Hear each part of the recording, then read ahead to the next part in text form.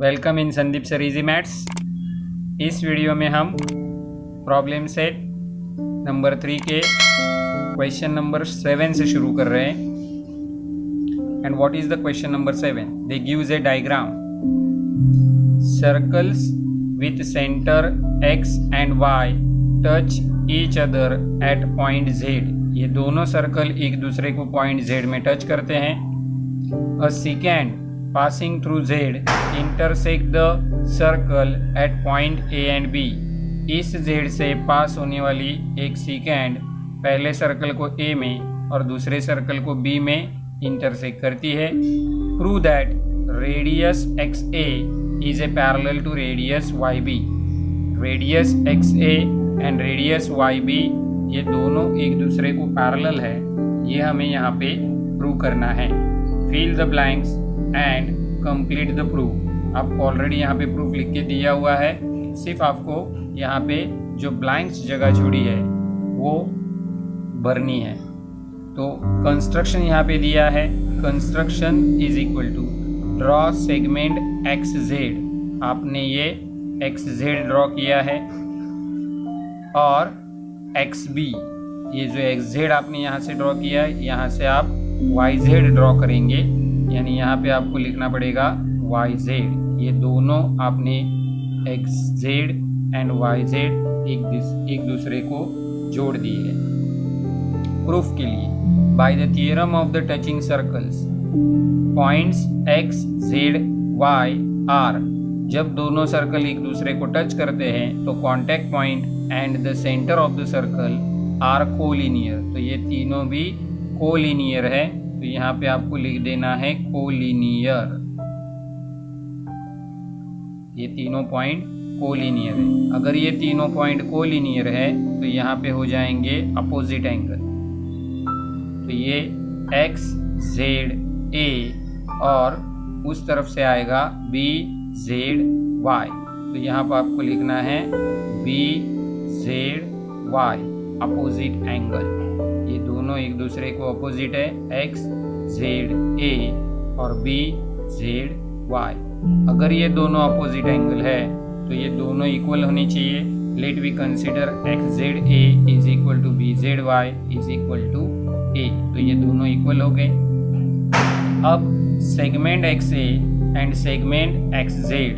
तो segment X A यहाँ पर है और सेगमेंट एक्स जेड यहाँ पर है। ये दोनों एक ही सर्कल की रेडियस है, तो they are the radii of same circle.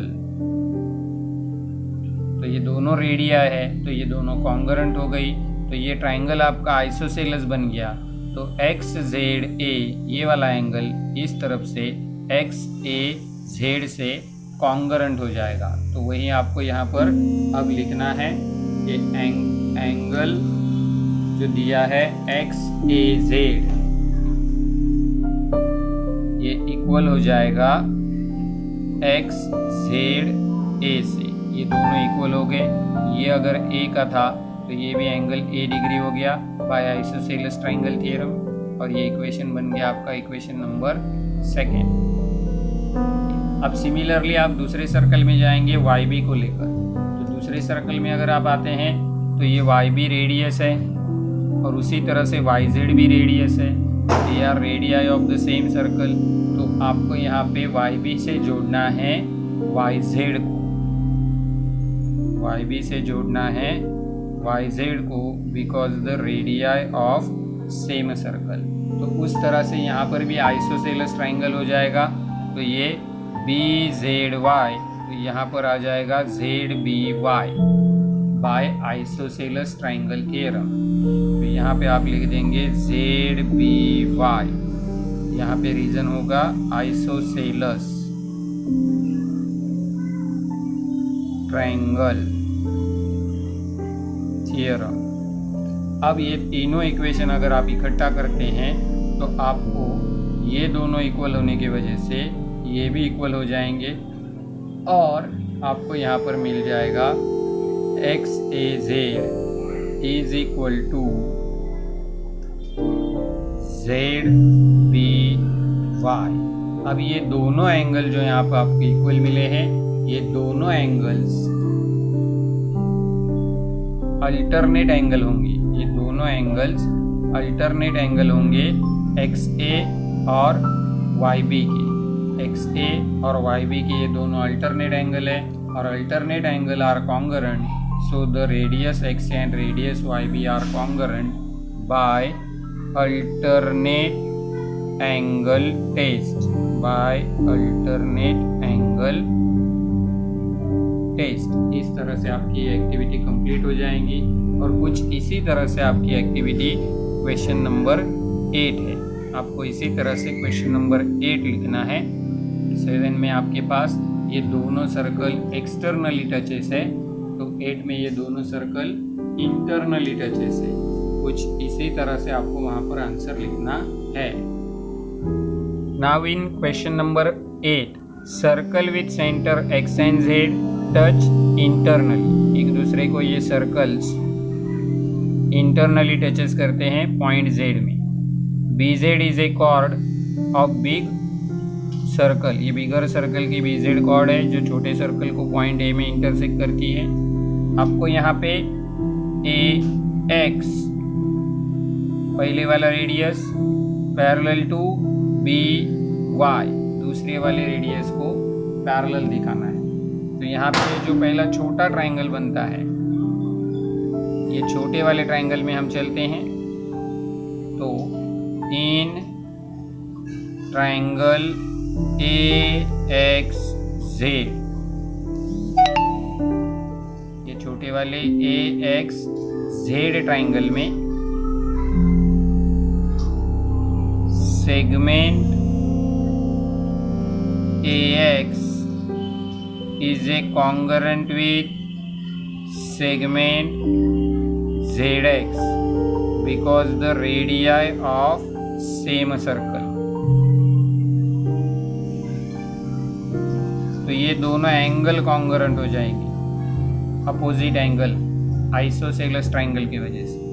तो आपको यहाँ पे मिल जाएगा angle XAZ is a congruent with XZA। Reason रहेगा isosceles triangle theorem. Let we consider they are A। Angle XAZ is equal to XZA is equal to A degree. ये दोनों A degree हो गए। अब ये बड़ा वाला ट्रायंगल लेंगे। In triangle BYZ segment BY is a congruent with segment ZY। Again same reason, radii of same circle। तो आपको अभी ये दो एंगल कॉन्ग्रुएंट मिलेंगे, YBZ by isosceles triangle theorem। Angle YBZ is a congruent with YZB। Isosceles triangle theorem। Let we consider again angle YBZ is equal to YZB is equal to A, क्योंकि ये तो दोनों same ही हैं। XZA और YZB they are equal।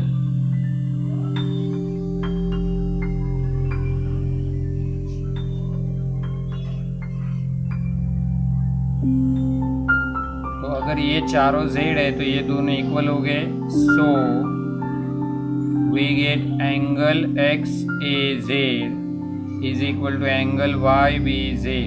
तो ये दोनों angle अगर आपको इक्वल मिलते हैं तो they are corresponding angle for this two line. By corresponding angle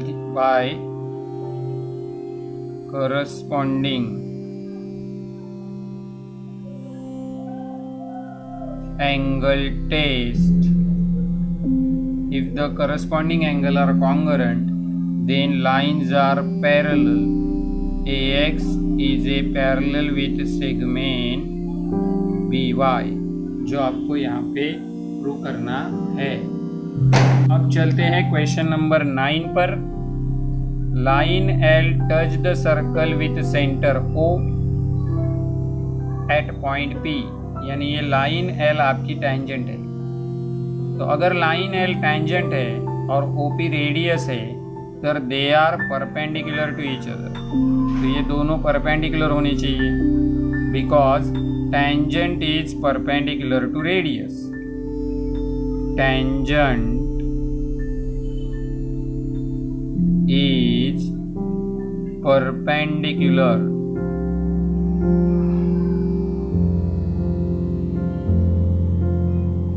radius. Tangent radius को हमेशा परपेंडिकुलर रहता है. तो आपको यहाँ पे सेगमेंट OP जो है वो परपेंडिकुलर मिलेगा लाइन L को. अब ये RS लाइन L को पैरेलल है तो यही परपेंडिकुलर यहाँ पर भी आ जाएगा corresponding angle.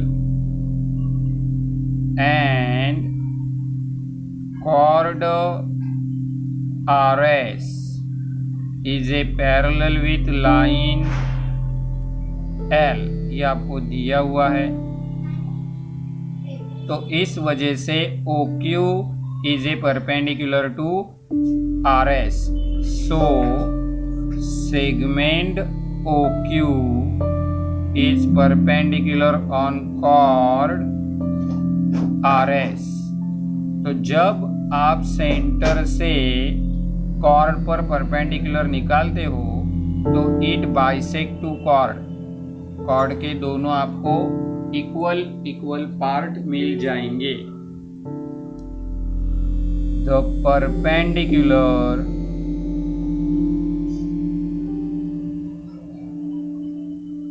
Drawn from center to chord, it bisect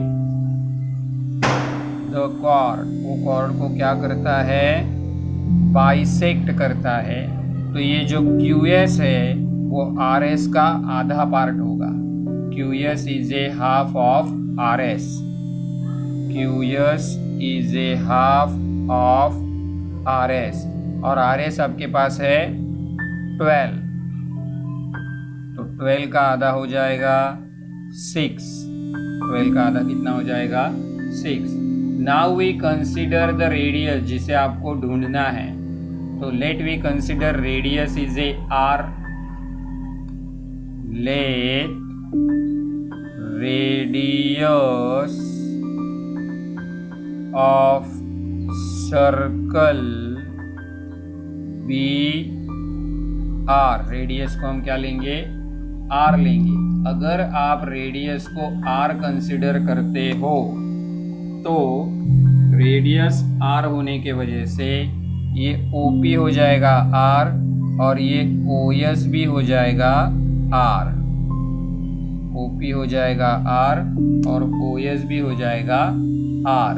OP is equal to OS is equal to R. OP is equal to OS is equal to R. अब उन्होंने क्या कहा है? अब उन्होंने कहा है point Q is mid point. Point Q is mid point of OP. ये OP का Q मिड पॉइंट है. तो ये जो OQ ऊपर है दैट इज द R/2. ये R के आधा होगा. ये R के आधा होगा. तो point Q is mid point of segment OP, therefore OQ is a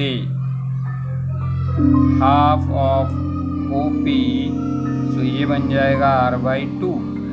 अब आपके पास जो ये राइट एंगल ट्राइंगल है OQS, इसमें आपके पास RS है 6, ये है R और ये है R/2। तो पाइथागोरस थ्योरम का इस्तेमाल करके आपको यहाँ पर एक इक्वेशन मिल जाएगा।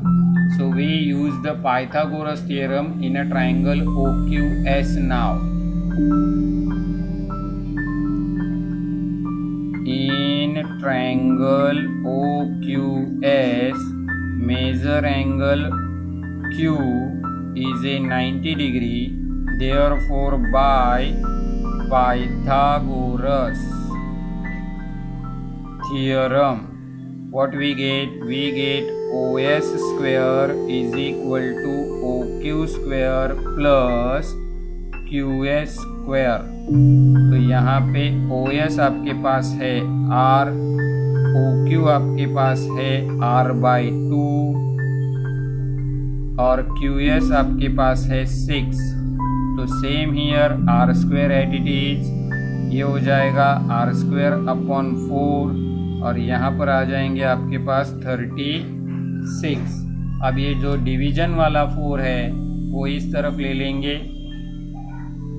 तो आपको मिल जाएगा R square minus R, so is equal to 36। अब यहाँ पे हम क्रॉस मल्टीप्लिकेशन करेंगे तो क्रॉस मल्टीप्लिकेशन में आपको मिल जाएगा R square minus R square upon 4 is equal to 36। Then we get here 4 minus 1 is a 3R square upon 4 is equal to 36। So R square is equal to 36 into 4/3, reciprocate हो जाएंगे 3/4 उस तरफ चलेंगे। 3 1 जा 3, 3 1 जा 3, 3 2 जा 6। सो वी गेट, यहीं पर मैं राइट साइड में लिख देता हूँ, आप उसके बाजू में मत लिखना, उसके नीचे लिख देना। R square is equal to 12 4 जा 48। So R is a root of 48। अगर आप 48 को फैक्टराइज करेंगे तो आपको फैक्टर मिल जाएंगे 2 इंटू 24, फिर 24 के फैक्टर हो जाएंगे 2 इंटू 12, फिर उसके हो जाएंगे 2 इंटू 6 और फिर हो जाएगा 2 इंटू 3। इस तरह से आपको 48 के फैक्टर मिलेंगे। तो ये डबल पेयर आपकी कंप्लीट हो गई। तो आपको R मिल जाएगा 2 into 2 root 3। So we get R is a 4 root 3 और R आपने कंसिडर किया था रेडियस, तो radius is equal to 4 root 3 is a final answer of the question number 9। अब चलते हैं क्वेश्चन नंबर 10 पर, जिसमें आपको दिया है segment AB is a diameter and line PQ is a tangent at the point T।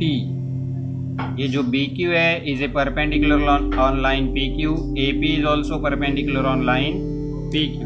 अब यहाँ पर अगर आप ये CT जोड़ते हैं तो ये CT रेडियस बन जाएगा और radius is always perpendicular to tangent. तो टेंजेंट एंड रेडियस हमेशा परपेंडिकुलर रहते हैं। तो वहीं पर यही चीज़ मैं लिखता हूँ अभी, tangent is perpendicular to radius. Tangent radius को क्या होगी, परपेंडिकुलर होगी। तो यहाँ पर आपके पास सेगमेंट CT परपेंडिकुलर आ जाएगी लाइन PQ पर, and already they gives segment AP is perpendicular on line PQ। ये AP भी PQ पर परपेंडिकुलर है और segment BQ is also on perpendicular on line PQ। यानी ये तीनों सेगमेंट्स PQ पर ही परपेंडिकुलर आते हैं। तो ये तीनों सेगमेंट अगर PQ पर परपेंडिकुलर आते हैं तो ये तीनों सेगमेंट एक दूसरे को पैरेलल हो जाएंगे। So we get segment AP is a parallel with segment CT is a parallel with segment BQ। ये तीनों एक दूसरे को पैरेलल हो गए। तो अगर ये एक दूसरे को पैरेलल है तो according to the basic proportionality theorem BPT, PT upon TQ is equal to AC upon CB। तो ये आपको लिखना है अभी यहाँ पर by BPT, by basic proportionality theorem we get PT upon TQ is equal to AC upon CB। But यहाँ पर आपका जो AC और CB है they are radii of a same circle. तो ये दोनों इक्वल हो गए। तो यहाँ पर आपको PT upon TQ is equal to AC upon AC लिख सकते हैं आप। तो ये 1/1 हो गया। तो PT इज इक्वल टू आ गया आपके पास TQ। क्रॉस मल्टीप्लिकेशन करेंगे तो PT और TQ इक्वल हो जाएंगे। अब आपके पास PT और TQ इक्वल है। अगर आप ये CP जोड़ते हैं जिसे आपको प्रूव करना है और इसे जोड़ते हैं CQ को तो आपके पास दो ट्राइंगल्स आ जाएंगे, एक लेफ्ट में और एक राइट में, जिसमें आपके पास PT और TQ इक्वल है। ये बीच वाला कॉमन है, राइट में 90 तो लेफ्ट में भी 90। तो बाय SAS टेस्ट ये दोनों ट्राइंगल आपके कॉन्ग्रुएंट हो जाएंगे और फिर CP और CQ आपको कॉन्ग्रुएंट मिल जाएंगे। तो आपको CTP और CTQ ट्राइंगल में ये SAS की कॉन्ग्रुएंसी अब यहाँ पर लिखनी है। In a triangle CTP and triangle CTQ बीच वाला जो सेगमेंट CT है वो दोनों को भी कॉमन हो जाएगा, that is the common side. बीच वाला जो एंगल CTP है वो दोनों तरफ से राइट एंगल है, ईच इज 90 डिग्री या फिर परपेंडिकुलर आप भी कह सकते हो। और आपने PT is equal to TQ यहाँ पर शो कर दिया है। तो उसी को हम यहाँ पर उठा कर ले आते हैं from equation first. Therefore the first triangle CTP is congruent with CTQ by SAS test। Therefore अगर ये SAS टेस्ट से कॉन्ग्रुएंट है तो इसका सेगमेंट CP ऑटोमेटिकली कॉन्ग्रुएंट हो जाएगा इसके CQ से corresponding side of congruent triangle, जो आपको यहाँ पे प्रूव करना है CP congruent with CQ। Now question number 11, draw circles with centres A, B and C each of radius 3 centimetre. आपको 3 सर्कल ड्रॉ करने हैं जिनके सेंटर्स होंगे A, B and C। Each of radius is 3 centimetre.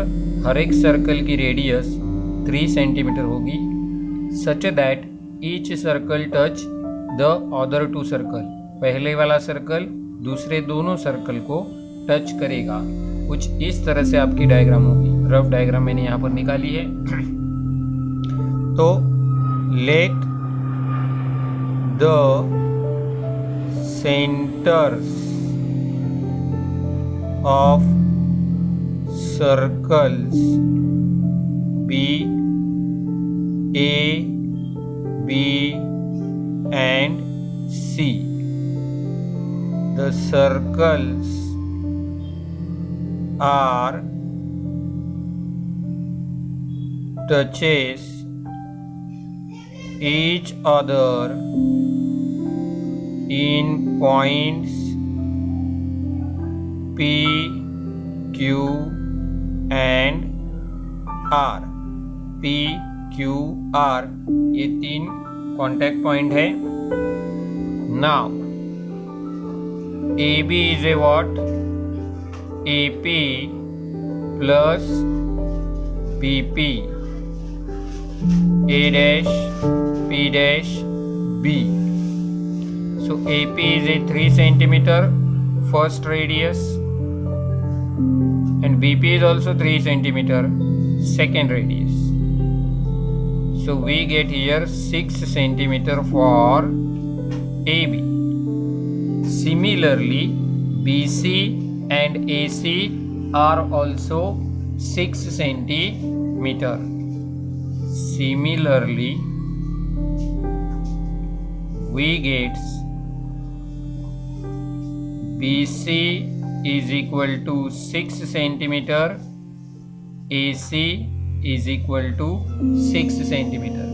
That means ABC is an equilateral triangle. So if we draw first triangle ABC with the side 6 centimeter, then we take ABC as a center and draw a circle with a 3 centimeter radius, we get the all 3 touching circle. So we draw a triangle. So we draw a triangle ABC with side 6 centimeter each। तो चलो हम diagram निकालते हैं अब। तो let we start the required diagram.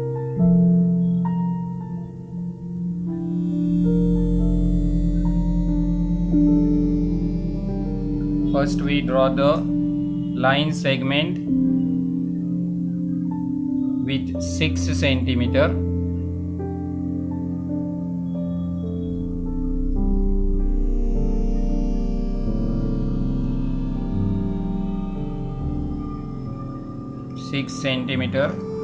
This one is a B and this one is a C, 6 centimeter. Now we take the 6 centimeter in compass और हम compass रखेंगे पॉइंट C पर।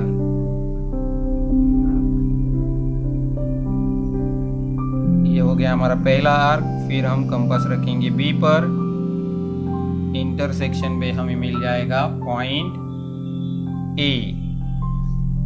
और अब हमारा ट्राइंगल ABC यहाँ पर 6 सेंटीमीटर साइड वाला इक्विलैटरल ट्राइंगल कंप्लीट हो जाएगा। ये हो गया हमारा triangle with the side 6 centimetre. अब हम 3 सेंटीमीटर रेडियस ले लेंगे हमारे कंपास में।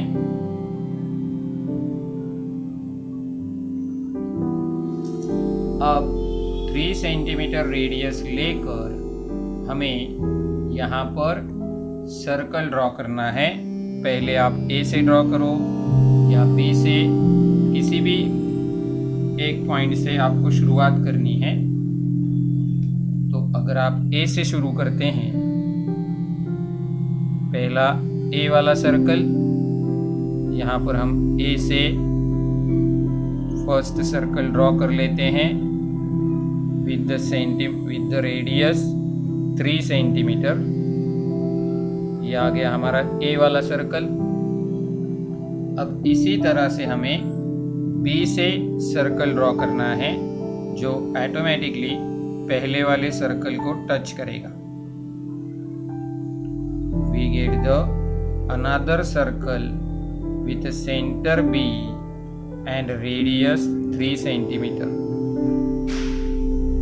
तो ये आपका B वाला सर्कल हो गया। अब यहाँ पर आपको C वाला तीसरा सर्कल ड्रॉ करना है जो इन पहले वाले 2 सर्कल को ठीक तरह से टच करेगा। we have to draw the 3 circle with the radius 3 centimetre. इस तरह से आपकी ये डायग्राम कंप्लीट हो जाएगी, जिनमें तीनों सर्कल एक दूसरे को टच करेंगे। फिर यहाँ पे कांटेक्ट पॉइंट रहेगा आपका P, यहाँ पे कांटेक्ट पॉइंट रहेगा आपका Q और यहाँ पे कांटेक्ट पॉइंट आ जाएगा R। यहाँ पर आपका क्वेश्चन नंबर 11 कंप्लीट हो जाएगा। तो अब शुरू करते हैं question number 12। Prove that any 3 points on a circle can not be collinear, यानी किसी भी एक सर्कल पर आपके पास 3 डिफरेंट पॉइंट है तो वो तीनों पॉइंट कोलिनियर नहीं होते हैं। ये हमें यहाँ पर प्रूव करना है। तो हम यहाँ पे एक सर्कल ड्रॉ कर लेते हैं विद द सेंटर O और उस पर A, B, C ये 3 डिफरेंट पॉइंट ले लेते हैं। तो गिवन की जगह मैंने लिख दिया है point A, B, C are lie on circle with centre O। ये सर्कल सेंटर O वाला जो है उसके ऊपर पॉइंट A, B, C है।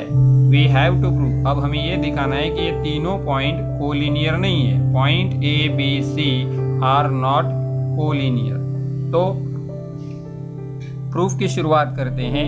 यहाँ पर जो आपके पास OA है that is the radius of the circle, और ये जो OB है it is also radius of the circle. OA is equal to OB, they are radii of same circle। अगर ये दोनों इक्वल है तो ये पॉइंट O सेगमेंट AB के दोनों एंड A और B से इक्वी डिस्टेंस पर है।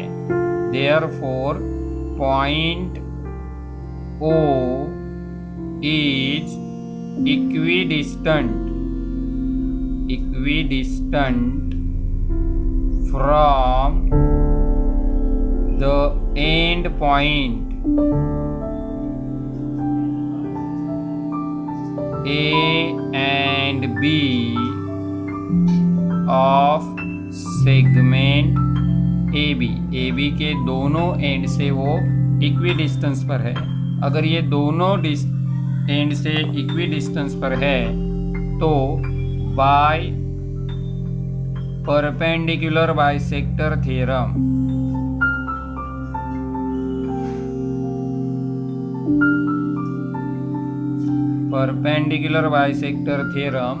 ये जो पॉइंट O है वो AB के परपेंडिकुलर बाइसेक्टर पर रहेगा। Point O lies on the perpendicular bisector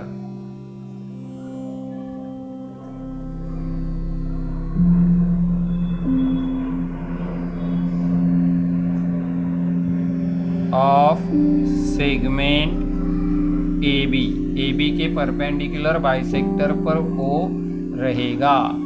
उसी तरह से वह हम BC के भी परपेंडिकुलर बाइसेक्टर पर है ये प्रूव कर सकते हैं, क्योंकि OC और OB they are also radii of the same circle. तो similarly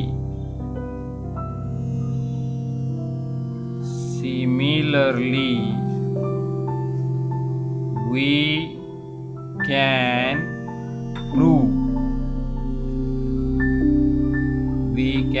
prove that point O lies on the perpendicular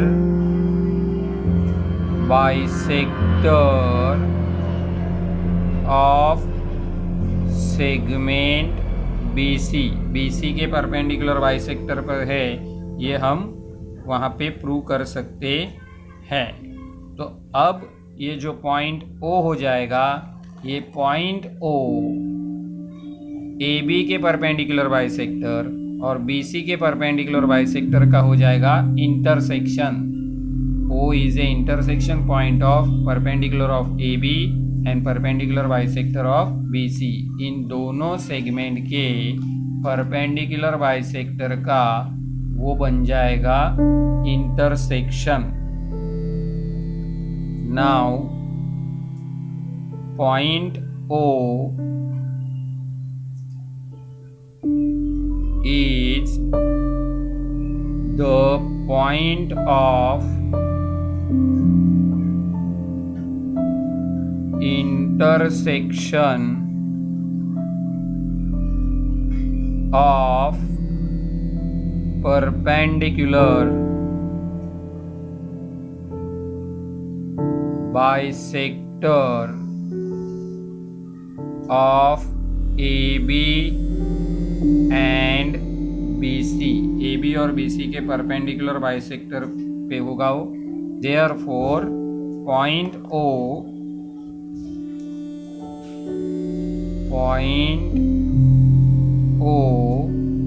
is circumcenter। फिर वो हो जाएगा circumcenter of triangle ABC। ABC के सर्कम सेंटर पे पॉइंट O हो जाएगा। नाउ हम ये सपोज करते हैं कि यहाँ पर दोनों परपेंडिकुलर बाइसेक्टर एक दूसरे को पैरेलल है। Now suppose that the point A, B and C are collinear. Collinear है ऐसे हम इसे सपोज करते हैं, क्योंकि यहाँ पर पॉइंट कोलिनियर नहीं थे। तो अगर आपके पॉइंट कोलिनियर है तो आपकी डायग्राम किस तरह से आ जाएगी? फिर आपके पास डायग्राम आ जाएगी कुछ इस तरह से। ये तीनों पॉइंट कोलिनियर हो गए, पॉइंट ए, पॉइंट बी और पॉइंट सी। फिर यहाँ पे आ जाएगा परपेंडिकुलर बाइसेक्टर ए बी का,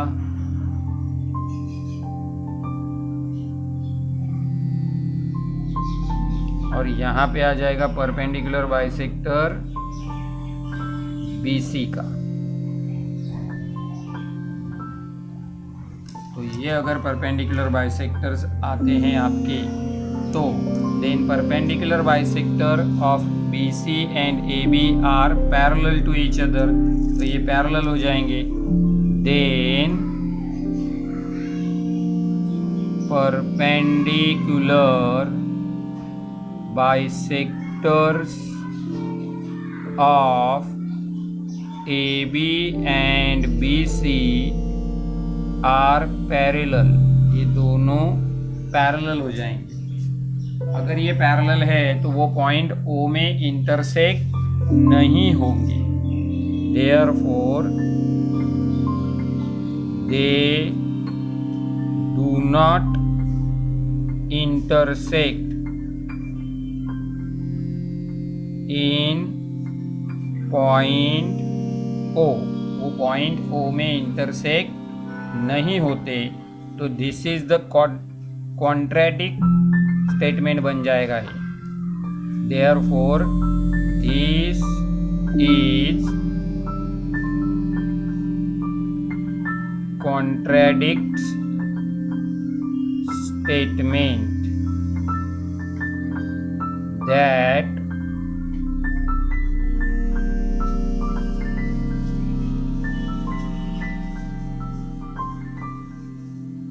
the perpendicular bisectors intersect in point O। इससे वो मैच नहीं होगा। तो therefore our supposition that A, B and C are collinear is wrong। ये wrong हो जाएगा। तो ये कोलिनियर रॉन्ग है, इसका मतलब वो नॉन कोलिनियर होने चाहिए। तो आखिर में हम आंसर लिख देंगे so point A, B and C are not collinear, क्योंकि वो कोलिनियर है, ये आपका क्या हो जाता है, रॉन्ग हो जाता है। तो point A B C are not collinear. यहाँ पर हम ये वीडियो रोक देते हैं, फिर अगले वीडियो में हम क्वेश्चन नंबर 13 से शुरू करेंगे। तब तक के लिए बेस्ट ऑफ लक।